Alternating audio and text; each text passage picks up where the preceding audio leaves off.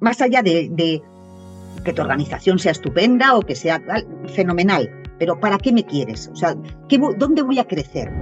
Que hay que tener claro que el miedo es un compañero de viaje y yo creo que se es muy feliz confiando y no pensando mal. Hola, antes de empezar el capítulo de hoy quiero decirte que este es un espacio que está sponsorizado por Depersómetro, que es la herramienta que tenemos en Depersonas para poderles decir a las empresas lo que está pasando en sus equipos antes incluso de que las personas decidan abandonarlo o para crear circunstancias en donde la gente quiera quedarse. Espero que disfrutes del capítulo de hoy.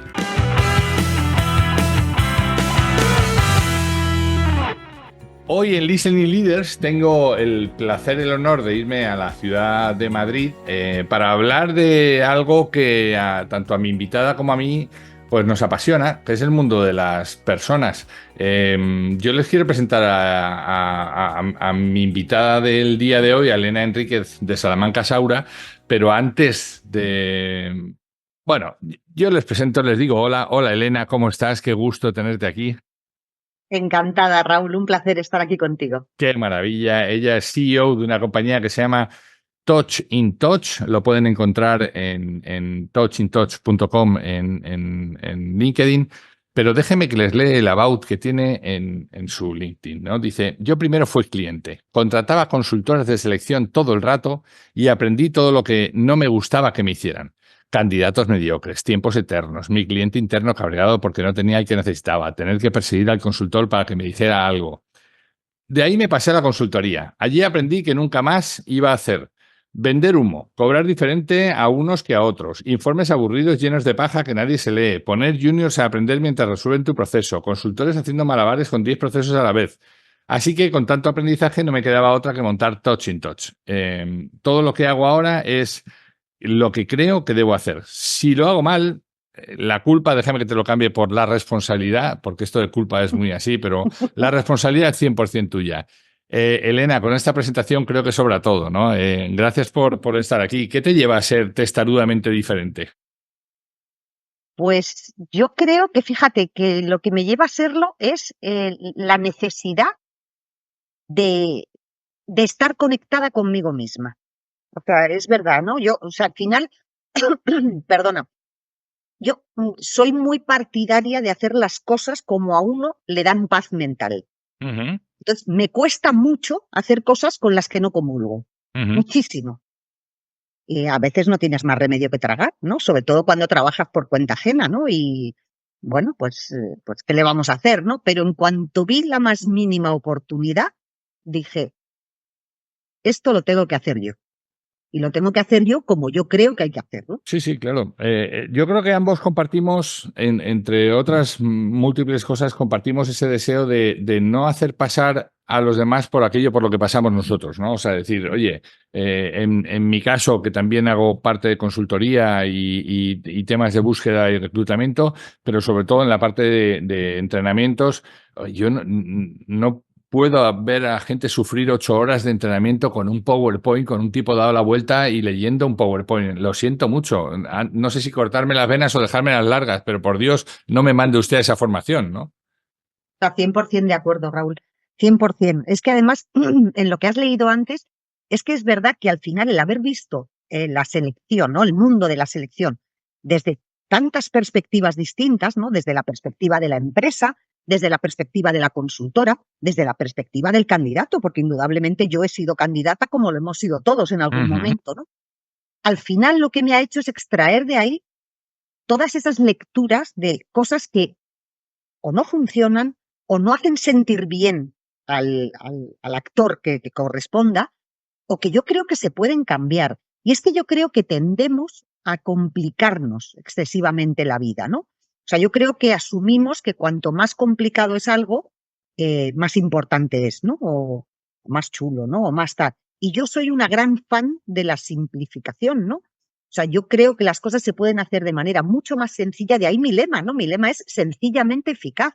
Uh-huh. O sea, las cosas se tienen que poder hacer de manera sencilla y de manera que todas las partes implicadas en un proceso de selección, en este caso, lo vivan de la mejor manera posible. O sea, el resultado va a ser muchísimo mejor, sin duda. si lo haces así. Ujú. ¿Qué ha cambiado en el proceso de selección? Déjame que me adentre en el mundo de la inteligencia artificial, porque hoy todo el mundo presume tener una máquina que les filtra a los candidatos y no sé qué. ¿Qué ha cambiado y qué definitivamente no va a cambiar en el mundo de la selección que van a tener que seguir haciendo los humanos? Pues mira, yo te diría que yo oigo mucho también hablar de las máquinas, ¿no? Y de la inteligencia artificial y de si yo hago el proceso con una máquina que a mí me parece un error, me parece una barbaridad. Me parece bien si tú lo que estás buscando es, voy a decir un ejemplo cualquiera, ¿no? Si tú estás buscando reponedores y tus criterios para seleccionar o no es que viva a menos de 5 kilómetros del centro de trabajo, que tenga carné y que no sé qué, pues me parece Que, fantástico que te que, lo haga re- una máquina, que res- claro. que respire y que pese más de 40 kilos ya es suficiente. Efectivamente, ¿no? Y que no escupa, pues fenomenal, ¿no? Entonces, eso me parece fantástico que lo haga una máquina, ¿no?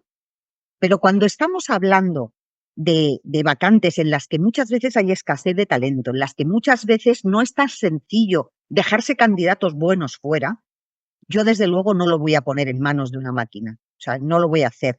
Y de hecho, en este momento yo me siento súper orgullosa de que todo el proceso que nosotros hacemos lo hacen personas. Y lo hacen personas con además una formación muy particular, con una seniority muy adecuada, que saben muy bien lo que se está jugando tanto nuestro cliente, cuya imagen y cuya marca tenemos en nuestras manos, como el candidato en nuestras manos, ¿sabes? Entonces, no podemos permitirnos el lujo de darle a un botón y que sea un botón el que se equivoque. No, no. Eso es muy importante porque las consultoras de selección o headhunting o como se quiera llamar, somos la primera imagen que el candidato ve del cliente, ¿no? O sea, al final está representando en cierto modo en el parte del proceso al Total. cliente y por tanto no puedes dejar en manos, has dicho personas con seniority, el otro día me contaban en una cena aquí en Tampa, en Florida, una persona que está muy cercana a mí, está en un proceso o ha estado en un proceso de selección para una parte del país. Le decía, mira, vas a llevar no sé qué área, vas a llevar no sé cuántos y tal. Y claro, me decía, y luego nada de eso. Luego cuando fui con el socio o con el cliente, nada de eso era, ¿no? Y claro, dices, wow, ¿qué primera imagen más mala te llevas cuando te han dicho que vas a ser A y luego de repente es B y no se le parecen, ¿no? Es que sabes lo que pasa, que no somos conscientes de hasta qué punto las consultoras de selección tenemos la imagen de marca de nuestro cliente en nuestras Ujú, manos. exacto. O sea, la selección es el primer hito del branding. O Ujú. sea, está muy bien hacer anuncios, está muy bien tener el sello de Great Place to Work, está fenomenal todas esas cosas, pero al final la imagen que tú vas dejando en el mercado cuando haces un proceso de selección es tremendamente importante y el cuidado y la experiencia de candidato es tanto o más importante que esos anuncios, porque un candidato puede no ser válido hoy, claro, perfectamente, pero puede serlo mañana, o puede ser cliente o consumidor Ujú. de tu producto, o puede ser prescriptor. Entonces, ¿cómo no cuidar a ese candidato y darle toda la información y todo el feedback que necesite a lo largo del proceso, ¿no? Y al hilo de lo que tú estabas diciendo, yo una de las cosas que tuve clarísima cuando monté Touch in Touch era que no podía tener juniors haciendo las primeras etapas de un proceso. Yo entiendo que un junior es barato, yo entiendo, sí, es mano de obra barata y entiendo por qué se hace, ¿no? Y yo lo he hecho en otras vidas, ¿no? Pero tengo clarísimo que eso no funciona. O sea, un junior, que es buenísimo y tiene que aprender, pero un junior todavía no tiene la inteligencia organizacional suficiente como para no dejar escapar excelentes candidatos. O sea, un junior al final va con un checklist y va esperando tu respuesta para hacer un tic. Eso es una barbaridad. Eso es una barbaridad tanto en el trato al candidato como en el hecho de que estamos dejando escapar probablemente excelentes profesionales que pueden ser lo que mi cliente necesita, pero que a lo mejor no lo han dicho de una manera tan obvia o que no han sido capaces de poner en su currículum exactamente lo que este junior necesitaba leer. Entonces, por eso yo soy una firme defensora de que el proceso lo tienen que hacer consultores con seniority, ¿no? Que tengan experiencia, que entiendan muy bien lo que están buscando y que sepan explicarle al candidato eh, pues el proyecto en su globalidad, ¿no? O sea, un candidato cuando participa en un proceso no solo tiene que encajar en ese puesto, tiene que encajar en un equipo, tiene que encajar en una organización. Entonces, al final, todo eso está en nuestras manos, ¿no? Mientras dura el proceso de selección. Fíjate que apuntabas a un tema, yo creo que es muy importante, y es el tema cultural en las empresas, ¿no? Muchas veces yo siempre digo que la cultura al final se traduce en comportamientos observables, en cómo, Mm. desde cómo formas a la gente, cómo les remuneras, cómo les retribuyes, cómo les cuidas, pero también, y no menos importante, cómo seleccionas y cómo despides. Sí. Y la última parte la tenemos descuidadísima porque la gente les despedimos como si fuera un perro, les ponemos con una caja de cartón porque lo hemos visto en una página en Estados Unidos, les mandamos a seguridad y los echamos como un perro. Pero, Sí, es que muchas ostras, veces se les despide como si fueran delincuentes. claro, claro, claro, claro. Y yo siempre digo, oye, cuida a la gente cuando se marcha, pero más importante que eso, Elena, y lo estabas apuntado tú, es cuida a la gente cuando va a entrar, ¿no? Entonces, no, me voy a ahorrar el headhunter. ¿Por qué? Porque prefiero hacerlo yo. Entonces me voy por LinkedIn. Entonces le pongo a cualquier propio que pasa por allí a buscar los perfiles y a llamar. Y mareas al candidato y no le das, y no sabes de qué le estás hablando y no sabes cómo es la oferta. Y el candidato no quiere escuchar nada porque está encantado en su sitio y ya de repente desde que recibe la primera llamada ya cambia su mundo y empieza a pensar y para él es la única cosa en la que tiene que pensar, pero para la persona que le ha contactado tiene otros 20 a los que ha contactado y qué importante es cuidar todos esos detalles, ¿no? Es absolutamente fundamental en un proceso, pero además es que es importante saber identificar al candidato adecuado, no entrar como un elefante en una cacharrería, ni en LinkedIn ni en ninguna A organización. O sea, tienes disparar a que todo el ser, mundo a ver lo que cae, ¿no? claro, claro, tienes que ser muy cuidadoso con eso, ¿no? Porque también tu imagen de marca se va a ver penalizada si no es así, ¿no? Ujú. Entonces tienes que ser cuidadoso ahí, tienes que ser muy cuidadoso en cómo les enamoras, cómo les atraes a un proyecto cuando a lo mejor el candidato no está en búsqueda, el candidato está tan a gusto en su trabajo y eres tú el que estás abordándole para ofrecerle un nuevo proyecto. Eso no lo puede hacer cualquiera. Ujú. Eso hay que hacerlo de una manera muy determinada, cuidando muy bien, bueno, pues cómo se le aborda, cómo se le atrae, cómo se le enamora, qué tipo de información se le da, y luego a lo largo de todo el proceso. O sea, ese candidato tiene que estar mimado a lo largo del proceso porque eres tú, no te olvides, quien quiere atraerle a tu organización. Ujú. Entonces, ¿qué imagen estás dando de ti si no cuidas todo ese proceso? O sea, yo tengo candidatos que viendo cómo se comporta una organización en un proceso de selección, han declinado irse con Sí, ellos, claro, a claro. pesar de ser el candidato seleccionado. Y lo entiendo, ¿eh? Lo entiendo perfectamente, porque con todo eso por omisión, ya te están diciendo un montón de cosas de cómo es esa organización Claro. y qué te espera ahí dentro, ¿no? Claro. Sí, si antes de llegar ya me han anulado 3 reuniones a última hora en los últimos 5 minutos sin ni siquiera decírmelo porque no se han presentado y luego me han dicho que qué disculpita, que es que no les funcionaba el Zoom, pues imagínate cuando esté allí, ¿no? Sí, sin duda, sin duda. Exacto, Oye, exacto. tengo curiosidad, ¿cómo son qué demandan los perfiles nuevos que están entrando en las compañías, ¿no? Gente, eh, sé que generalizar no siempre es bueno, sé que a la generación millennial se le ha echado mucho encima y luego han Mm. sido los que nos han salvado de la pandemia, by the way, pero ahora están llegando los centennials ya a posiciones más o menos relevantes. ¿Qué piden cuando llegan? ¿Cómo está cambiando un poco todo eso, no? Pues, pues mira, es muy curioso y además te diré que nosotros, precisamente con objeto de entender muy bien qué les pasa a los candidatos, porque teníamos clientes que nos preguntaban, ¿no? Pero ¿qué pasa en el mercado? O sea, ¿qué les pasa a los candidatos? ¿No? Clientes que a lo mejor no entienden determinadas demandas, ¿no? Nosotros, al finalizar cada proceso, pasamos una encuesta a los candidatos, no una encuesta de qué bien lo hemos hecho o qué feliz has estado durante el proceso, no, no. Una encuesta donde tratamos de entender qué cosas valoran y cuáles no a la hora de participar en un proceso o de elegir, ¿no? A una determinada organización. Y es curioso porque, por ejemplo, el tipo de organización es algo que ha caído en picado en el ranking de cosas que importan, ¿no? Antes es verdad que a cualquier candidato, el que fuera una gran multinacional, el que fuera una empresa pintona, bueno, pues le sumaba puntos, ¿no? Hoy en día eso tiene poquísimo impacto, ¿no? Hoy en día, evidentemente, un candidato cuando se plantea un cambio y está a punto de renunciar a una antigüedad, a una seguridad, indudablemente el salario o un incremento salarial está ahí. Eso es un poco como el valor al soldado, ¿no? Eso se presupone. Evidentemente, si me estás abordando y me quieres, bueno, pues tendrás que incrementar mi paquete retributivo, ¿no? Pero más allá de eso, al candidato lo que le preocupa es el proyecto, es el reto al que se va a enfrentar. Es decir, ¿qué funciones? ¿Para qué me quieres, no? Más allá de que tu organización sea estupenda o que sea fenomenal, pero ¿para qué me quieres? O sea, ¿dónde voy a crecer? ¿Qué me va a aportar esto a mí también, no? O sea, al final la selección, gracias a Dios, ha dejado de ser un proceso unidireccional, ¿no? Donde era la organización la que elegía, ¿no? Entre los candidatos y ha pasado a ser un proceso muy bidireccional donde tú me eliges a mí, pero yo también tengo que elegirte a ti. Y a mí también me tiene que gustar el tipo de organización que seas, el cómo cuides a tu gente, el cómo, bueno, pues el cómo estés posicionado en el mercado y en la sociedad, ¿no? Entonces, todo eso tiene un gran peso hoy en día, ¿sabes? No es, o sea, ha cambiado mucho con respecto a lo que pasaba en épocas anteriores. Es curioso, ¿no? Pero es así. Y luego, evidentemente, las generaciones más jóvenes, hay aspectos que nos ha traído la pandemia, eh, lecciones que hemos aprendido en la pandemia que no están dispuestos a dejar pasar. Véase el teletrabajo, el trabajo híbrido, el poder compaginar, ¿no?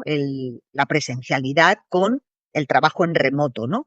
Eso las nuevas generaciones han nacido, por decirlo de alguna manera, con ello, y por mucho que algunas empresas pues se empeñen en volver al 100% presencial, que sucede, yo tengo clientes que son así, los candidatos muchas veces no. O sea, una de las primeras preguntas que te hacen cuando tú abordas a un candidato es si va a poder optar a un modelo híbrido en algún sentido, ¿no? O si va a haber esa flexibilidad que le permita, no sé si ya conciliar o no, porque a mí lo de la conciliación siempre me ha parecido un cuento, pero no sé si es conciliar o el poder organizarte de una manera más allá de calentar silla y de tener que estar de 9 a 6 o el horario que sea, sentado en un sitio esperando a que se vaya tu jefe, ¿no? Eso las nuevas generaciones lo tienen súper imbuido, o sea, muy metido dentro y es muy difícil bajarles de esa idea. Te he preguntado qué buscan cuando entran. Me gustaría entender también si este fenómeno que se dio en llamar en Estados Unidos the Great Resignation ha acabado, ¿no? El gran abandono, que ya ha acabado en Estados Unidos, ya se ha estabilizado, ya no están por encima de 4 millones de personas, que era una barbaridad, ¿eh? 4 millones de Una personas barbaridad. todos los meses levantando la mano y diciendo mi paz os dejo, mi paz os doy, que os den pomada, que yo me voy. Quiero saber, ¿se sigue yendo la gente en España y cuáles son, entender los motivos por los que se sigue yendo la gente cuando se Aquí marcha? no se ha ido mucha gente nunca, ¿vale? El mercado laboral español es muy diferente al mercado que tú vives allí, ¿no? Nuestra legislación y nuestro mercado es muchísimo más rígido y mucho más complejo y además con una tasa de paro muy alta que no permite determinadas alegrías, ¿no? Entonces, es verdad que se ha producido ese fenómeno, pero se ha producido a pequeñita escala, ¿vale? Eh, ¿Se ha terminado? Bueno, pues se ha terminado porque ahora mismo la situación local no invita ahora mismo a hacer ese tipo de cosas, porque el mercado está relativamente espeso, ¿vale? El mercado ahora mismo aquí está un poco como nadar en un mar de mermelada, ¿no? Está lento, está espeso, y entonces, bueno, pues los candidatos sí tienen esa necesidad dentro, sí la tienen en su cabeza, lo que pasa es que es difícil que la lleguen a ejecutar con cierta alegría, ¿vale? Pero no por falta de deseo, ¿eh, Raúl? O sea, si las circunstancias fueran otras y el mercado estuviera animado, probablemente se produciría. Y yo además vaticino que se producirá. En algún momento, ¿no? Ya sabes que aquí vamos a otro ritmo y vamos siempre por detrás. Oye, déjame que te pregunte por algo, digamos, igual más interno de tu negocio, ¿no? Porque me pasa a mí, tengo curiosidad por saber cómo tú lo resuelves y también que nuestros oyentes y nuestros seguidores entiendan lo que dificulta eso nuestro trabajo, ¿no? Y es cuando tú ya tienes a los 3 candidatos, ya los has entrevistado y les dices, oye, te van a llamar esta semana, mira, estamos a martes, pero déjame, yo creo que entre jueves o viernes vais a poder tener las entrevistas.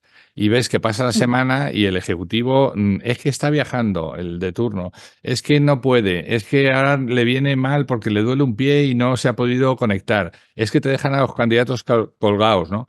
Wow, ¿cómo suples eso y cómo mantienes este calor con este cariño con los candidatos cuando ves que a la empresa le empieza a importar menos, ¿no? Yo te diré que lo vivo con bastante desesperación, ¿eh? Porque es verdad que muchas veces te genera esa sensación de tirar por tierra todo ese trabajo que se ha hecho, ¿no? Además, en nuestro caso, No sé si has tenido ocasión de ver nuestra página web, pero nosotros tenemos una forma de funcionar algo diferente a lo que es la consultoría tradicional, ¿no? Nosotros no presentamos 3 candidatos, sino que presentamos 6. Ya. Y no lo hacemos en un mes, sino que lo hacemos en 12 días, ¿vale? Siempre, en el 100% de los casos, con una metodología muy particular que nos permite hacerlo, ¿no? Sin perder nada de calidad. Entonces es bastante desesperante cuando efectivamente tú corres mucho, haces un sprint, porque nosotros funcionamos muy al sprint, haces un ejercicio muy profundo de barrido del mercado, de tal. Entonces al final ves que el cliente, pues o no tiene tanta prisa como decía, o tiene otras prioridades, o está simplemente tanteando el mercado. Entonces ahí al final lo que nos toca es a nosotros dar la cara, ¿no? Y al final lo que nos toca es, bueno, pues proporcionar al candidato toda la información que podemos compartir con ellos. Esa es la única clave, ¿no? Que al menos el candidato sepa por qué se está produciendo esto, en qué punto está, por qué se está alargando. Entonces, al final es, bueno, pues mantener una relación muy estrecha con los candidatos y muy de compartir con enorme transparencia todo lo que, bueno, pues lo que el cliente nos comparte a nosotros, ¿no? Al final nosotros no dejamos de ser una Celestina en todo este proceso, pero bueno, una Celestina que tiene que cuidar tanto al cliente, que es quien nos paga, como al candidato, que es nuestra materia prima.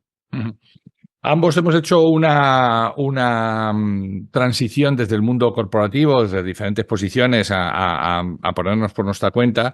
Yo siempre digo que somos valientes porque nadie sabe lo que se sufre cuando uno tiene que llegar el día de la nómina y pagar la nómina y saber si no tiene proyectos suficientes para pagar de aquí al final de año las nóminas, ¿no? Y ese vértigo que se produce nada más que lo siente el que está ahí, ¿no? Pero ¿qué aprendizajes te ha traído esta? Tiene sus lados difíciles, pero tiene también sus bendiciones. Me gustaría centrarme en las segundas, ¿no? ¿Qué has aprendido en todo este proceso? Pues mira, yo he aprendido fundamentalmente 2 cosas, te diría. Por un lado, que hay que tener claro que el miedo es un compañero de viaje y es un compañero de viaje que nunca te debe poder, pero debes saber que está ahí, y es lo que tú decías, ese vértigo, ese nunca saber cuándo va a entrar un nuevo proyecto, ese no saber si voy a poder pagar las nóminas, ese no saber si voy a crecer. Bueno, y además en un mundo como el nuestro, el de la selección, que es un mundo que funciona al día. O sea, yo no puedo saber nunca lo que me va a entrar el mes que viene. O sea, yo funciono al día. Entonces, pero tienes que acostumbrarte a vivir con ello y a no permitir nunca que se mezcle en tus decisiones o en la manera en la que tú funcionas, ¿no? A mantenerlo muy a raya. Y luego a mí me ha enseñado algo maravilloso, que yo no lo cambio por nada, yo no volveré a trabajar por cuenta ajena nunca después de haber descubierto esto, que es la maravillosa sensación de no tener jefe. Para mí, esa libertad, y no lo digo porque haya tenido malos jefes, que he tenido jefes estupendos y que me han enseñado mucho y con los que he disfrutado y he aprendido un montón, pero para mí esa sensación de libertad, de poder hacer las cosas al ritmo que yo marco, de poder tomar las decisiones cuando creo que hay que tomarlas, de poder cambiar el rumbo de mi negocio en el momento en el que yo estimo que debo hacerlo, o sea, para mí eso no tiene precio. O sea, no lo tiene y además me divierte, o sea, a mí me gusta mucho el cambio, ¿no? Y vivo bien en la incertidumbre y entonces disfruto muchísimo con lo que estoy haciendo y volvería a emprender 1 y 1000 veces. Estoy muy de acuerdo contigo, muy conectado con lo que tú estás diciendo y te pongo un pequeño paréntesis. Yo también he dicho muchas veces esto de qué bueno no tener jefe, pero no es verdad. El que quiera emprender por no tener jefe creo que no es el mejor, porque desaparece la tiranía del jefe, pero aparece la tiranía del cliente y del mercado, que es mucho peor, y de los precios, y de las condiciones, y de los impagos, y de lo wow, ¿no? O sea, dices cosas con las que tú no puedes lidiar. Igual que no puedes lidiar con la voluntad de tu jefe, no puedes lidiar con que un cliente te deje colgado a 2 días del proyecto. No puedes lidiar con que de repente la competencia se vuelva loca y te tire los precios. No puedes. O sea, hay tantas cosas que no están en tus manos que no eres finalmente siempre libre. Ahora, es verdad. Coincido contigo en que mientras que tú lleves las riendas, tú puedes ir orientando tu camino, ¿no? Y cosa que si lo pones en manos de otros, son otros los que toman las decisiones por ti y generalmente son peores, ¿no? Bueno, no sé si son peores o son mejores, pero son las suyas. Exacto. Y al final, pues no, no es difícil que casen con lo que tú necesitas. Yo por eso el otro día le decía, estoy completamente de acuerdo con lo que acabas de decir, ¿eh? Lo que pasa es que es verdad que esa tiranía del mercado y de los clientes, bueno, para mí es parte del plan, ¿no? Para Ujú. mí es parte de la diversión, entre comillas, que supone emprender, ¿no? O del camino duro que supone emprender, ¿no? Pero te iba a decir algo que se me ha olvidado, pero no importa, pues te cuento otra cosa. No. Son, son cosas de las edades que yo voy teniendo y tú no, naturalmente. Ah, pues mira, ahora que has dicho eso de la edad, me acabas de recordar lo que te iba a decir. Justo. Que yo el otro día le decía a una persona que a mí me parece que todo el mundo debería emprender en algún momento de su vida, ¿no? Porque creo que el aprendizaje que te llevas es tan brutal que de verdad creo y se lo deseo a cualquiera, ¿no? Pero creo que hay un momento para emprender. Entonces, a mí estos jovencitos emprendedores, que me parecen maravillosos, ¿eh? Que algunos de verdad que son unos cracks y lo petan y hacen cosas fantásticas y me quito el sombrero, ¿eh? Pero ahí es donde yo creo que está la gran fábula del emprendimiento, ¿no? En el jovencito de 25 que emprende para ser libre, para no tener jefe y que lo peta. Eso pasa poco, eso pasa muy poco, ¿vale? Porque además ese jovencito de 25 puede ser un crack en muchas cosas, pero bueno, hay conexiones neuronales que todavía no tiene hechas y una madurez vital que todavía no posee, ¿no? Entonces, para mí, el haber pasado por el mundo corporativo, el haber pasado por el mundo de la gran consultoría, para mí me ha hecho llegar al momento que yo siento que es perfecto para emprender. Es como un ahora sí, ahora sí. O sea, ahora es cuando tengo todo lo que necesito, ahora es cuando he visto lo que necesitaba ver y ahora es mi momento, ¿no? Y quizá por eso lo estoy disfrutando, ¿no? O quizá por eso los sinsabores del emprendimiento, que son muchísimos, que son tremendos y que son los que te pueden quitar el sueño, pues para mí pesan menos que el disfrute, ¿no? Que de hacer lo que creo que debo hacer, ¿no? Sin duda, sin duda. Fíjate que escuchándote pensaba en que muchos de los males de nuestra sociedad se curarían con dos cosas. Una, con viajar y otra con emprender.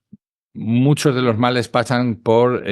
no, yo no. Yo el otro día escribí un artículo para un periódico en España que me pidieron y escribí un poco acerca de esto, ¿no? Yo vivo aquí en Estados Unidos y es frecuente cuando viajo a España que la gente más joven sobre todo me diga, ¿dónde vives en Estados Unidos? Yo no podría vivir en Estados Unidos. Y le digo, ok, ¿lo has visitado o has viajado al menos? No. ¿Has Claro. vivido allí alguna vez? No. Entonces, ¿con qué elementos de juicio? No, porque los yankees y no sé cuántos, y te lo dicen con un desprecio, pero claro, te lo dicen con una camiseta que tiene un swan así, ¿sabes? Un Shuao, la camiseta del Nike, por ponerle el nombre, Sí. con el celular iPhone en la mano y con las zapatillas de no sé dónde. Y Pero claro, ¿sabes dices, por qué, Raúl? Yo a eso lo llamo el desprecio TikTok. O sí. sea, al final, ese tipo de gente, la información que integra es la información que le llega por Instagram, por TikTok y que dan por buena. Y eso es una barbaridad. Sí, O sea, hay que salir y hay que ver mundo y hay que vivir mundo, claro, ¿no? pero Para poder formarte un juicio. enlazando con lo que te decía, con lo que tú estabas diciendo, una cosa es viajar y la otra es emprender.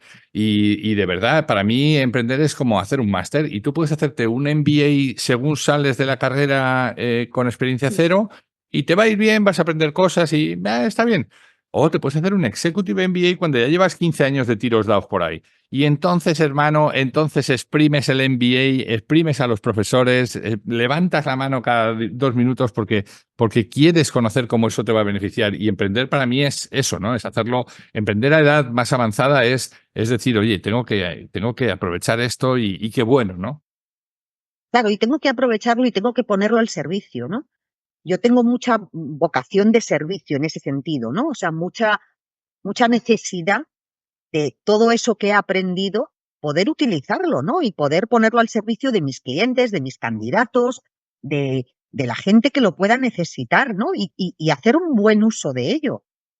Que, no sé, a mí me produce mucho pesar el mal nombre de la consultoría, ¿no? Esa consultoría vende humo, pero que entiendo que se lo ha ganado, ¿no? Lo entiendo, yo la he vivido también, ¿no? Y entonces a mí todo eso me parece que ha hecho mucho daño, pero que se puede luchar contra ello. O sea, yo creo que se pueden hacer las cosas de otra manera y si piensas así, yo creo que tu deber moral es hacerlo. Sin duda, sin O sea, duda. si piensas... Yo creo también cuando te acercas a las empresas con vocación genuina de servicio y a entender lo que les está faltando y en lo que tú les puedes ayudar, desaparece todo el humo posible de la venta de paquetes y soluciones mágicas y tírate, pasa por las brasas que verás que no te vas a quemar, tonto, ¿no? Oye, pues pasa tú, ¿no? Quiero acabar contigo, Elena, con la última pregunta que suelo hacer aquí en este podcast. ¿Qué quiere ser Elena Enrique de Salamanca Saura cuando sea mayor? Feliz. Así, a secas. Nada más. ¿Cómo ser Nada feliz? más, sí.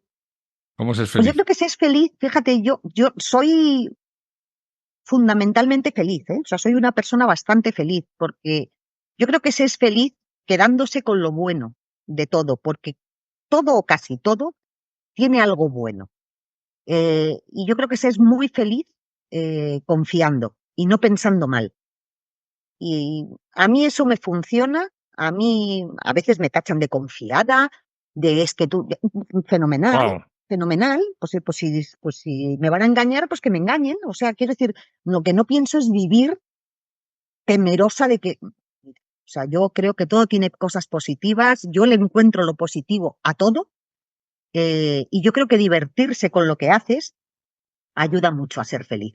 Nunca pensé que íbamos a estar tan conectados hasta en estas cosas, ¿no? O sea, yo siempre tengo que luchar contra esto con lo que hemos crecido de piensa mal y acertarás. Coño, piensa Total. bien y acertarás, que no, o sea, Pero o sea, puestos... no puedo estar más de acuerdo. No Claro, puedo, es que me ponen mala ese tipo de frases.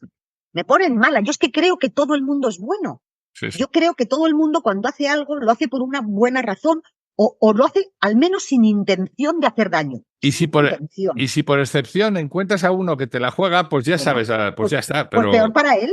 pero Pues peor para él. hemos crecido con eso, ¿eh? Y está en nuestro ADN. Algún día hablaremos más de toda esta parte de refranes que nos han traído, ¿no? Lo del más vale pájaro en mano que ciento volando, ¿no? Coño, más vale una escopeta y me bajo 100 pájaros y comemos todos. No, Claro. no, quédate con lo malo conocido, que es bueno, mejor que lo bueno por conocer. ¡Wow! ¿Cuánto daño nos ha hecho eso, nunca. ¿no? ¿Cuánto daño nos ha hecho?